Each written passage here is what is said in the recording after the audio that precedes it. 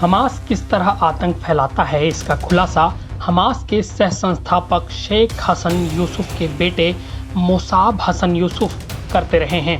अब उन्होंने एक बड़ा बयान दिया है। ग्रीन प्रिंस के नाम से जाने जाने वाले मोसाब ने कहा, फिलिस्तीन इजराइल के विनाश पर निर्भर करता है।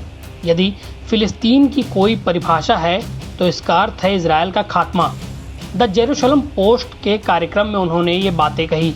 इसके अलावा उन्होंने चेतावनी के लहजे में कहा कि अगर हम इस्लाम से नहीं लड़ेंगे तो दुनिया खतरे में है।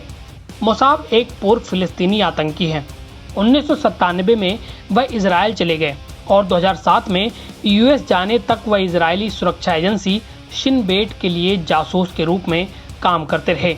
यूसुफ ने कहा, आपको पूछना होगा कि फिलिस्तीन क्या है।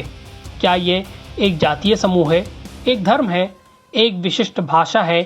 क्या आपके पास धर्म ग्रंथ हैं? क्या आप एक राष्ट्र हैं? क्या आप एक देश थे? इसमें से कोई नहीं तो फिर फिलिस्तीन क्या है? फिलिस्तीन का उद्देश्य क्या है? उन्होंने 2 स्टेट सॉल्यूशन के प्रति अपना विरोध जताया। उन्होंने घोषणा की, जो लोग 2 राज्य समाधान का प्रतिनिधित्व करते हैं वो या तो चाहते हैं कि इजराइल का अस्तित्व समाप्त हो जाए या वे इस अस्तित्वगत खतरे के बारे में नहीं जानते। उनके विचार से फिलिस्तीनी प्राधिकरण यानी पीए हमास से बड़ा खतरा है। उन्होंने कहा, फिलिस्तीनी लिबरेशन ऑर्गेनाइजेशन की ओर से ये सारी वैश्विक अराजकता पीए के जरिए प्रबंधित की जाती है। ये हमास का प्रचार नहीं है। उन्होंने कहा कि एक शत्रुतापूर्ण फिलिस्तीन राज्य की स्थापना बहुत महंगा है। आप उन्हें यहूदिया, सामरिया, पहाड़ घाटी नहीं दे सकते। ये एक डिफेंस लाइन है। उन्होंने कहा कि पीए उसी आतंकवाद से आता है जो हमास या मुस्लिम ब्रदरहुड से उत्पन्न किसी अन्य समूह से आता है। रिपोर्ट के मुताबिक चर्चा की शुरुआत में यूसुफ ने लगभग 14 शताब्दी तक मुस्लिमों के हाथे यहूदियों की कत्लेआम के इतिहास का जिक्र किया।